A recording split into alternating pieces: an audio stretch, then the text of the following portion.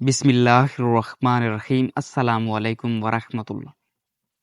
قرآن مجید میں اللہ تعالیٰ مردوں کو مخاطب کر کے فرماتے ہیں کہ عورتوں کے ساتھ بھلے طریقے سے زندگی بسر کرو، عمدہ طریقے سے زندگی بسر کرو۔ حجۃ الوداع کے موقع پر نبی کریم صلی اللہ علیہ وسلم نے خطبہ دیتے ہوئے فرمایا، یاد رکھو کہ تم پر تمہاری بیویوں کے کچھ حقوق ہیں اور تمہارے کچھ حقوق ان پر ہیں۔ وہ تمہارے پاس قیدیوں کی طرح، یعنی ایک عورت جب اپنے گھر بار کو، اپنے والدین کو، اپنے رشتہ داروں کو چھوڑ کر شادی کے بعد شوہر کے گھر میں آ جاتی ہے تو ایک طرح سے شوہر کی ذمہ داری میں ہوتی ہے۔ شوہر کو یہ تعلیم دی گئی ہے کہ وہ اس کے ساتھ احسان کا معاملہ کرے، اور اس میں سب سے پہلی ذمہ داری جو شوہر پر آتی ہے وہ یہ ہے کہ بیوی پر خرچ کرے۔ اللہ تعالیٰ نے مرد کو قوام بنایا اور اس کی بنیادی وجہ بھی بتائی گئی کہ وہ بیوی پر خرچ کرتا ہے۔ قرآن پاک میں سورۃ النساء میں اللہ تعالیٰ فرماتے ہیں کہ مرد عورتوں پر قوام ہیں، یعنی ان کے ذمہ دار ہیں، اس لیے کہ اللہ نے بعض کو بعض پر فضیلت دی اور اس وجہ سے کہ وہ اپنے مالوں میں سے خرچ کرتے ہیں۔ حدیث میں آتا ہے، حضرت معاویہ رضی اللہ تعالی عنہ کہتے ہیں کہ میں نے عرض کیا، یا رسول اللہ صلی اللہ علیہ وسلم، ہم پر اپنی بیوی کا کیا حق بنتا ہے؟ آپ صلی اللہ علیہ وسلم نے فرمایا، جب تم کھاؤ اسے کھلاؤ، جب تم پہنو تو اسے بھی پہناؤ، یعنی کھانا پینا لباس اس کی ذمہ داری ہے۔ پھر اسی طرح عبداللہ بن عمر رضی اللہ تعالی عنہ کہتے ہیں کہ رسول اللہ صلی اللہ علیہ وسلم نے فرمایا، آدمی کو ہلاک کرنے کے لیے اتنا ہی گناہ کافی ہے کہ جس کا خرچ اس کے ذمہ ہے اسے خرچ نہ دے۔ اس کے بارے میں مرد سے پوچھ بھی ہوگی اور یہ اس کے لیے نقصان دہ اگر وہ اپنی ذمہ داری کو پورا نہیں کرتا۔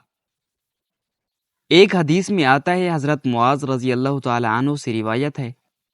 کہ رسول اللہ صلی اللہ علیہ وسلم نے مجھے وصیت کی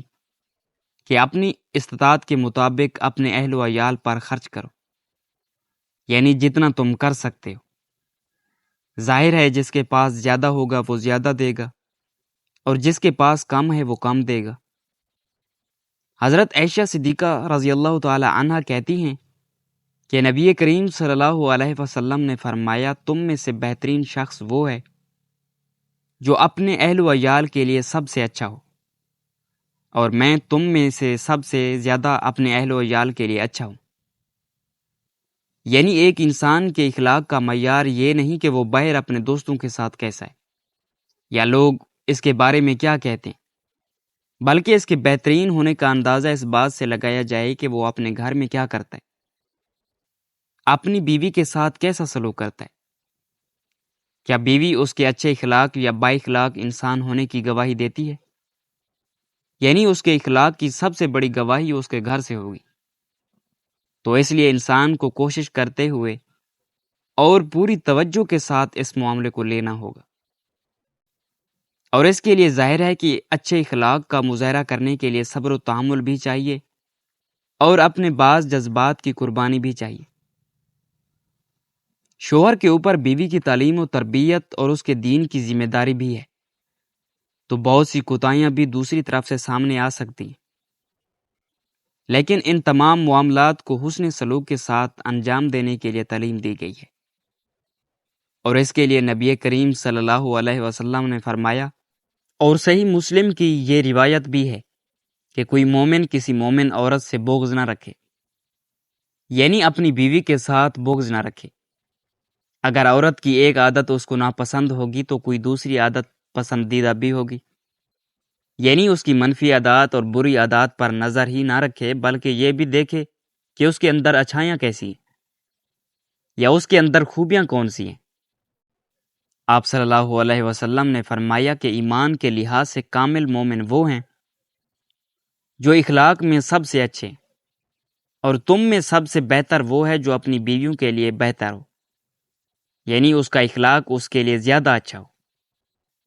نبی کریم صلی اللہ علیہ وسلم کے بارے میں آتا ہے کہ آپ صلی اللہ علیہ وسلم نے کسی خادم یا کسی عورت کو کبھی بھی نہیں مارا، تو اس لیے مرد کے اوپر یہ ذمہ داری عائد ہوتی ہے کہ وہ تعلیم و تربیت میں یا کچھ چیزوں کے گھر میں اصلاح کرنے کے دوران صبر و تحمل سے کام لے، اور وہ ایک ہمدرد اور مہربان ساتھی کی طرح ہو، جو کہ بہت سے کام کاج میں یا اس کی ذمہ داریوں میں اس کا مددگار بھی ہو۔ حضرت اسود سے روایت ہے کہ انہوں نے حضرت عائشہ رضی اللہ تعالی عنہ سے پوچھا کہ نبی کریم صلی اللہ علیہ وسلم گھر میں کیا کیا کرتے تھے؟ تو آپ رضی اللہ تعالی عنہ نے بتایا کہ وہ گھر کے کام کاج میں مدد کیا کرتے تھے، اپنا کپڑا خود سی لیتے تھے، کبھی جھاڑو بھی لگا دیتے تھے، یعنی کہ گھر کے کام میں بھی بیوی کی مدد کر دیا کرتے تھے۔ اس کا یہ مطلب نہیں کہ ازواج مطہرات کچھ کیا نہیں کرتی تھیں، بلکہ آپس میں محبت ظاہر کرنے کے لیے ایک تعلق بنانے کا بہترین طریقہ یہی ہے کہ جب کوئی شخص اکیلا کسی کام میں لگا ہوا ہو تو دوسرا شخص اس کی مدد کرے، اور آپ صلی اللہ علیہ وسلم نے اس کی بہترین مثال قائم کی ہے۔ نبی کریم صلی اللہ علیہ وسلم نے فرمایا کہ ہر وہ بھلا کام جو تم اپنے گھر والوں کے ساتھ کرو وہ ان پر صدقہ ہے، یعنی بیوی کے کام کاج میں جو بھی مدد ہے وہ ایک طرح سے ثواب کا کام ہے، جیسے نبی کریم صلی اللہ علیہ وسلم اپنے گھر والوں کی خدمت میں ہوتے تھے۔ لیکن جب نماز کا وقت آتا تھا تو سب کچھ چھوڑ کر نماز کے لیے چلے جاتے تھے۔ پھر اسی طرح آپ صلی اللہ علیہ وسلم نے ایک موقع پر فرمایا جب آدمی اپنی بیوی کو پانی پلاتا ہے تو اسے اجر دیا جاتا ہے۔ ارباز بن ساریہ کہتے ہیں کہ جب میں نے یہ حدیث سنی تو میں اٹھا اور اٹھ کر اپنی بیوی کو پانی پلایا، اور پھر اسے بھی یہ حدیث سنائی کہ نبی کریم صلی اللہ علیہ وسلم نے یہ بات بتائی ہے۔ تو کیسی خوبصورت تعلیم تھی کہ جس سے ان خوبصورت رشتوں میں آپس میں محبت اور پیار پیدا ہوتا ہے۔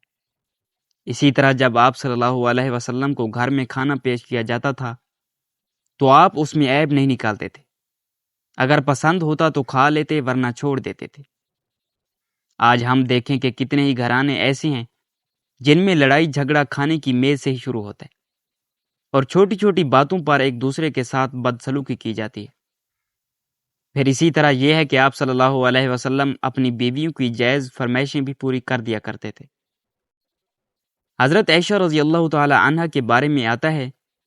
کہ جب بھی وہ آپ صلی اللہ علیہ وسلم سے کسی چیز کی فرمائش کرتی، کچھ مانگتی، کچھ ضرورت ہوتی یا کسی چیز میں ان کی خواہش ہوتی تو وہ اس کو پورا کر دیتے۔ پھر اسی طرح مشکلات میں آپ صلی اللہ علیہ وسلم ان کا ساتھ دیا کرتے تھے۔ جیسے ایک سفر میں حضرت عائشہ رضی اللہ تعالی عنہ کا ہار کھو گیا تو آپ صلی اللہ علیہ وسلم نے انہیں کچھ بھی نہیں کہا، بلکہ اس کی تلاش کے لیے سارے قافلے کو روک لیا، اور سب لوگ آپ کے ساتھ وہاں رکے رہے۔ حضرت عمر رضی اللہ تعالی عنہ کہتے ہیں کہ ایک دن میں سوچ رہا تھا کہ میری بیوی نے مجھ سے کہا بہتر ہے کہ تم اس معاملے کو فلاں فلاں کی طرح کرو۔ میں نے کہا تمہارا اس میں کیا کام؟ معاملہ مجھ سے متعلق ہے، تم کیوں اس میں دخل دے رہی ہو؟ تو انہوں نے کہا اے خطاب کے بیٹے، تمہارے اس طرز عمل پر مجھے حیرت ہے، تم اپنی باتوں کا جواب بھی برداشت نہیں کر سکتے۔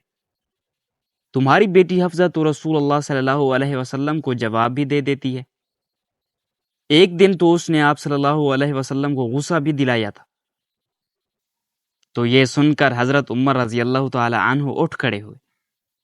اور اپنی چادر اوڑھ کر حضرت حفصہ رضی اللہ تعالی عنہ کے گھر پہنچے اور فرمایا بیٹی، کیا تم